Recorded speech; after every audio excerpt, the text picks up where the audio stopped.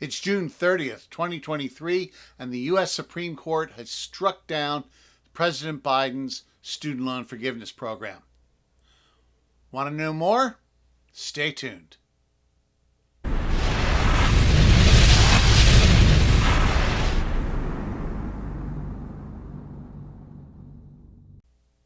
Hi, I'm Steve Richardson.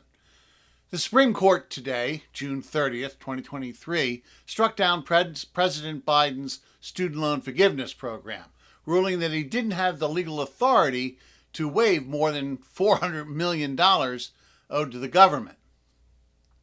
Now, the president based his right to cancel the loans as part of an emergency response to the COVID-19 pandemic, going back to when President Bush declared a state of emergency in March of 2020. Now, this also relates back to a law passed back in 2003 called the HEROES Act, which passed during the time of the Iraq War. Now, that HEROES Act said that the Education Department could waive or modify any provision of the government-funded student loans for any borrower, quote, affected by a war or other military operation or national emergency, such as the COVID pandemic. Now, lawmakers said at the time that the goal was to extend temporary relief to those who were called up to serve in Iraq and to make sure they weren't in any worse situation financially as a result of their service.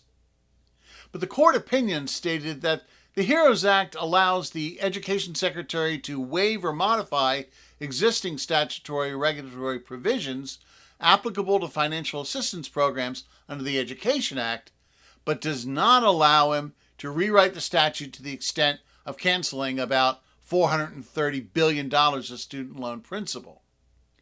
So, the student loan forgiveness President Biden talked about is gone. It's out.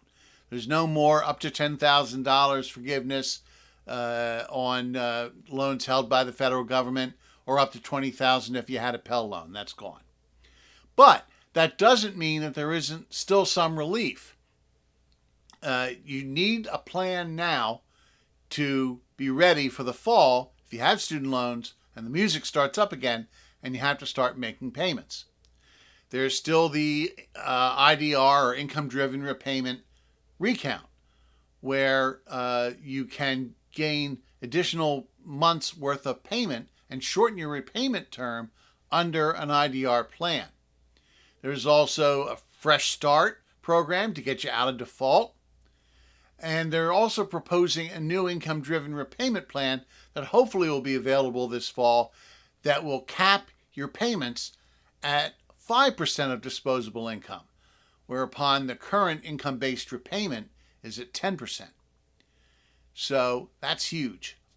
So there are still things available to you, some options, some solutions available, even though the Supreme Court struck down this one attempt at relief. Now, I would advise you that if you have federal student loans, contact your servicer today to come up with a plan to repay them this fall when they start coming due. So it's supposed to be at the end of August. It will start up again in September with the first payment due in October. Now, I recently released an episode of my Financial Freedom podcast, episode 179. I would encourage you to listen to that. That gives a lot more detail than I gave right now in what your potential solutions are, and I'll leave a link to that below. So, student loan forgiveness is out. Other student loan solutions still in. Check them out.